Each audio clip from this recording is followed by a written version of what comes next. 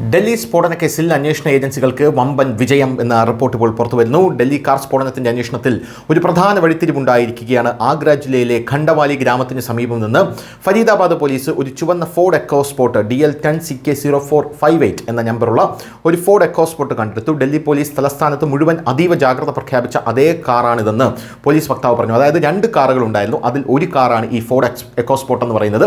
ആ കാർ ഇവിടെ പോയി എന്നുള്ള പരിഭ്രാന്തിയിലായിരുന്നു യഥാർത്ഥത്തിൽ പോലീസ് ഉദ്യോഗസ്ഥരും മറ്റ് അധികൃതരും. അവർ ഈ കാർ ഇപ്പോൾ കണ്ടെടുത്തിരിക്കുകയാണ് എന്ന റിപ്പോർട്ടാണ് വരുന്നത്.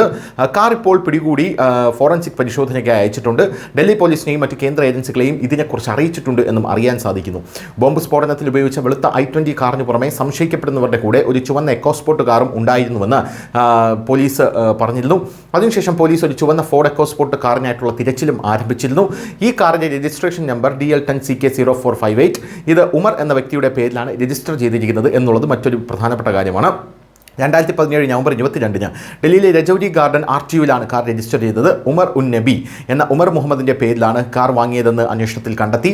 ഡൽഹി സ്ഫോടന കേസിലെ പ്രധാന പ്രതികളിൽ ഒരാളായ ഉമർ തന്നെയാണ് ഉമർ. കാർ വാങ്ങുമ്പോൾ ഉമർ മുഹമ്മദ് വ്യാജ വിലാസമാണ് ഉപയോഗിച്ചതെന്ന് പോലീസ് പറഞ്ഞു. വടക്ക് കിഴക്കൻ ഡൽഹിയിലെ ഒരു വീടിൻ്റെ വിലാസമാണ് രേഖകളിൽ അദ്ദേഹം നൽകിയത്. രാത്രി വൈകി ഡൽഹി പോലീസ് അതേ വിലാസത്തിൽ റെയ്ഡ് നടത്തിയെങ്കിലും അവിടെ ആരെയും കണ്ടെത്താൻ സാധിച്ചില്ല. ഖണ്ഡവാലി ഗ്രാമത്തിൽ കാർ ആരാണ് എപ്പോഴാണ് ഉപേക്ഷിച്ചത് എന്നറിയാൻ അന്വേഷണ ഏജൻസികൾ ഇപ്പോൾ ശ്രമിച്ചുകൊണ്ടിരിക്കുകയാണ്. ഉത്തർപ്രദേശിലും ഹരിയാനയിലും ഇപ്പോൾ ജാഗ്രത പുലർത്തിയിട്ടുണ്ട്, അല്ലെങ്കിൽ പുറപ്പെടുവിച്ചിട്ടുണ്ട്. ന്യൂസ് ഡെസ്ക് ന്യൂസിൻ്റെ മലയാളം.